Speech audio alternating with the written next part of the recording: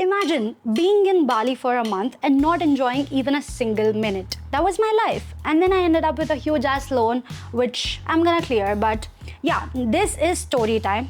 I'm going to share with you the experience, first international trip experience that I had, creating content for my brand, The Throne. I'm Vandana, and in this channel, we are gonna share everything, all the bad experiences, all the good experiences, and everything that I've learned in 22 years of my life being a businesswoman and content creator. If you did not subscribe, then do subscribe, because we shall grow together and tick off everything on our bucket list. So, for 20 years of my life, I've never been to any country. So Bali was my first ever international trip. And how did that happen? I was finding manufacturers for Throne, and the manufacturer that I found was in Delhi, because most of the manufacturers in India are based in Delhi or Ludhiana or Mumbai. So the one I got was in Delhi. So I had to just go and check and explain how I wanted the clothes to be. And I went from Hyderabad to Delhi. After getting done with the work, I went there with two teammates of mine, and one of the teammates was like, we should go to Bali, it's gonna be great. We will get nice content and we can get every penny's worth of content while enjoying. And I was like, I've never been to any country. I'd never even went out of Hyderabad to another state. So I was like, I thought it was one shot, two birds. We might do it and it might even help Throne. And then I thought Throne would get the exposure it needs, it deserves. So from Bangalore, we went to Bali because the flight was cheaper from Bangalore to Bali. From Delhi, we went to Bangalore, and then from Bangalore, we went to Bali. And after going to Bali, I learned a lot of things. Like, my whole perspective on life shifted in an instant. I'm not even joking. I was awestruck with everything I saw in Bali, where I lived for 24 days. And those 24 days actually stick with me.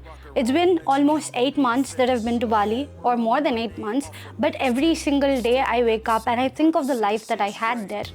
And it's so dreamy, it's breathtaking. Let's forget about all the shit that I went through in Bali. We'll get into it later. But I'll just tell you everything that I learned in Bali, step by step. First point is the lifestyle in Bali. There are so many tourists in Bali, and whether they are citizens of Bali or tourists in Bali, they all have a very calm, peaceful, laid-back lifestyle. It's so good to even see people where they're so relaxed. They're not stressed about anything. Nothing like the busy lifestyle we have here in the city, where we just want to rush into things. In Bali, it's so calm, it's so peaceful, and it's not like they don't get the work done. They will get the work done, but they're so calm about it, so they'll just get the work done in a single go. While for us, it might take 1, 2, 3 hours to get the same work done, it might take them just 20 minutes because they are so calm and they know exactly what they have to do. And yes, the second point I learned is, in Bali, they always work with the sun. Everyone in Bali work with the sun. All the places are closed after 6. Almost of the places. You'll get like 10% of the places are open for clubbing and pubbing and maybe few dinner restaurants. And those are only open for tourists actually. You don't see anyone who are actually living in Bali, citizens of Bali, going out after 6 or 7, because it's filled with darkness. Okay, it's scary. It's pretty scary after 7 because there's so much nature, and the wild, it makes you scared because you get a lot of cricket noises, and it's beautiful to see how people work. They all wake up at 5 in the morning, and by 10 they are done with their breakfast, they are done with half day's work, and by 12 they have their lunch, and by 5:30 they are done with their dinner. They close everything, like all the grocery stores are closed by 5:30, 6, and they just go home. And after 6, I saw a lot of people sitting outside their houses and they just play cards. It was so beautiful to look at because I saw all these in a few traditional Telugu movies where people are so joyous and they are sitting together playing cards, but I never saw it in real life. And seeing that in another country where people are sitting together, enjoying, having fun, having a very peaceful life, it felt like, wow. And they were happy. They are earning pretty well.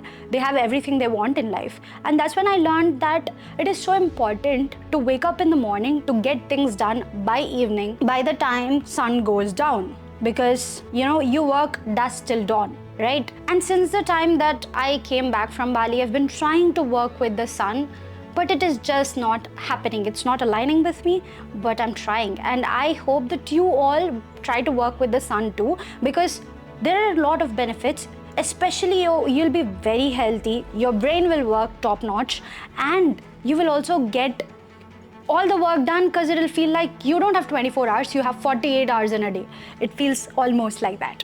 And then the third point, obviously, there was racism. There was a lot of racism. Like when you say you're from India, people react very different. And I got a lot of people asking me, are you actually from India? You don't look like it. You look so pretty. You cannot be from India. Indians don't act like this, and Indians aren't well behaved. And also, like,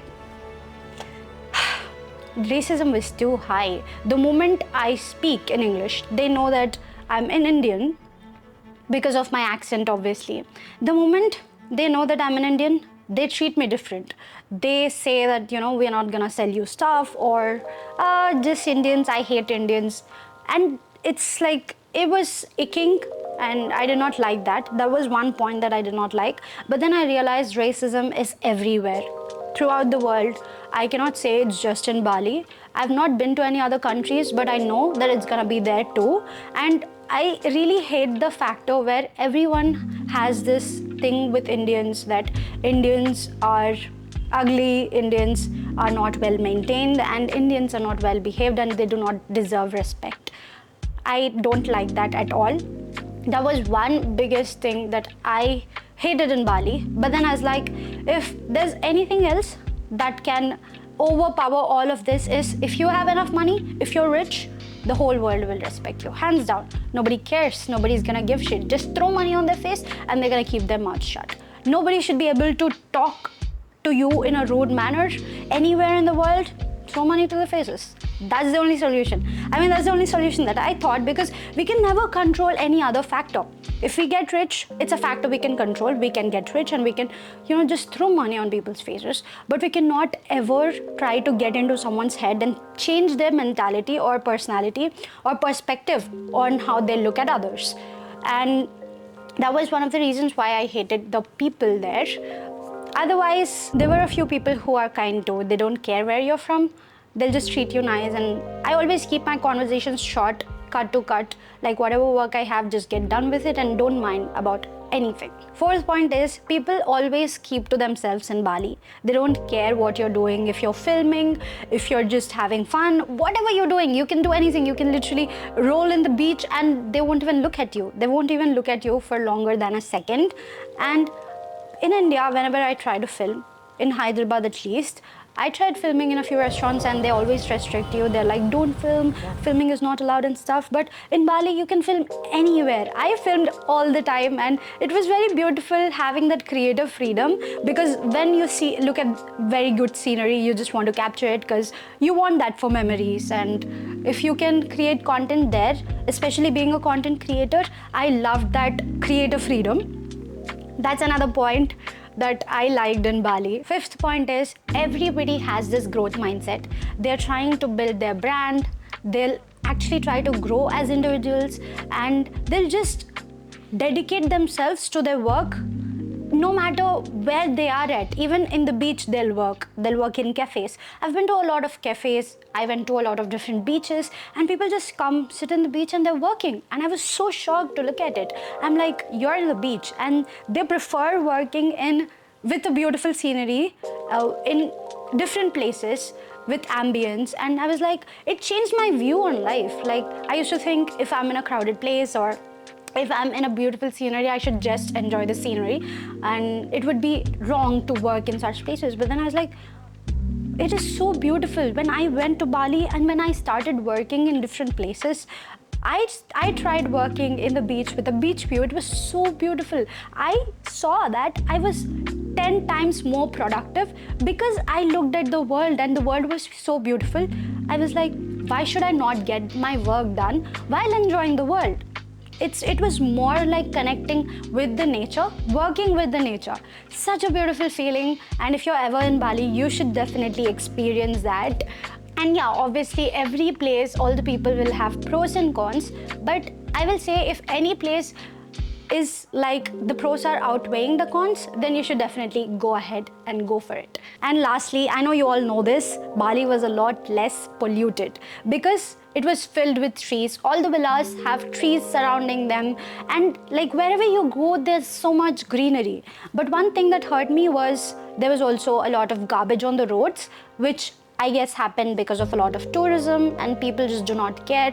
But we need to keep in mind wherever we go, we have to be clean, we have to respect that country. And also, even in India, even in Hyderabad, wherever you're from, always keep your surroundings clean, maintain cleanliness, because if you're clean from outside, you're clean in your head too.